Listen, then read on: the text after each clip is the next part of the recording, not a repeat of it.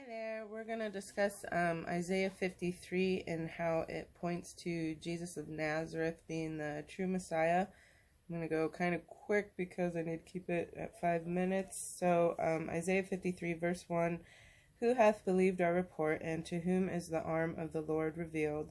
Verse 2, for he shall grow up before him as a tender plant and as a root out of dry ground. He hath no form nor comeliness, and when we shall see him, there is no beauty that we should desire him. For verse 2, I think that's pretty important because I think a lot of the Israelites, the Jews, were expecting this great earthly king, and Jesus was such a normal man. He seemed to be grown up as a carpenter and all that, so they just weren't expecting him to be the Messiah. So I think it's important as Christians that we make it clear just how important his life was here and everything that he accomplished and did. Verse 3, he is despised and rejected of men, a man of sorrows and acquainted with grief, and we hid as it were our faces from him. He was despised, and we esteemed him not. There I wrote down Luke 18:31 through 33, Psalm 2:2, John 1:10 through 11. He was in the world, and the world was made by him, and the world knew him not. He came unto his own, and his own received him not. Also John 5:43. I don't have time to read everything. Verse 4, surely he hath borne our griefs and carried our sorrows, yet we did esteem him stricken, smitten of God, and afflicted. I wrote down Matthew 8:17, 1 Peter 2:24, who his own self bare our sins, and in his own body on the tree, that we, being dead to sins, should live unto righteousness, but whose stripes ye were healed.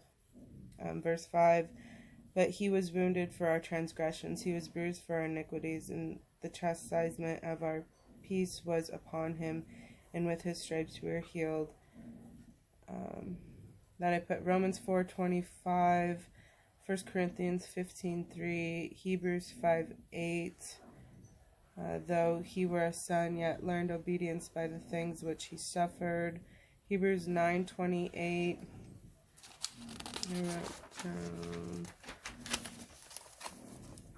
And then verse 6, all we like sheep have gone astray.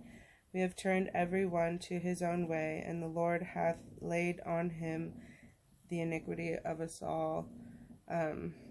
That's pretty true. We all go our own way. Even the Israelites kept going against God.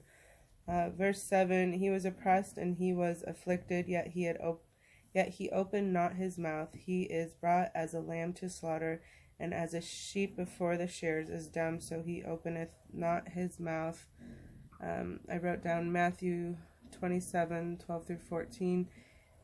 And when he was accused of the chief priests and elders, he answered nothing, and he answered him to never a word, insomuch that the governor marveled greatly.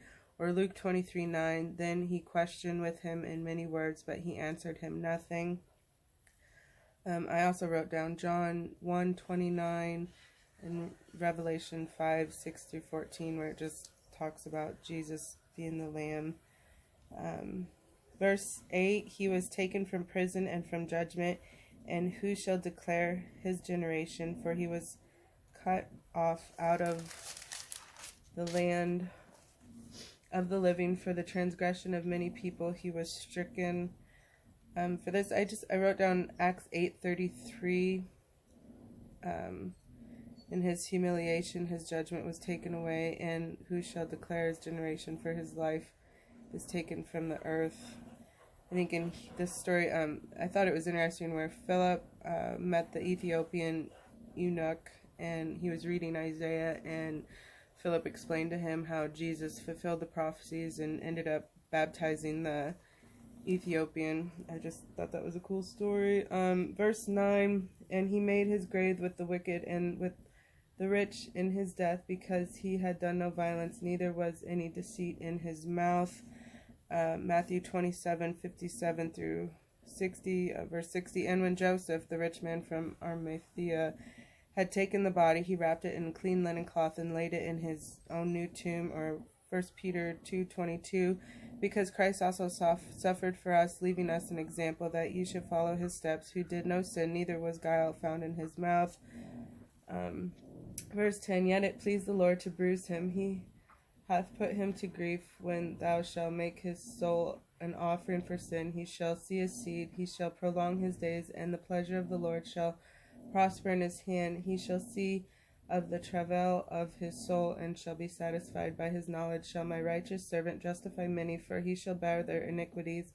Therefore will I divide him a portion with great, and he shall divide the spoil with the strong, because he hath poured out his soul unto death, and he was numbered with the transgressors, and he bare the sin of many, and he made intercession for the transgressors. That I wrote down John 10:14 through 18, Romans 5:19, Luke 22:37, and it is written, he was numbered with transgressors, and I tell you that this must be fulfilled in me, yet what is written about me is reaching its fulfillment. Or Mark 15:27, and with him they crucified two thieves, the one on his right hand and the other on his left. And I'm out of time, but those are the verses I found that fulfill Jesus fulfilling Isaiah 53.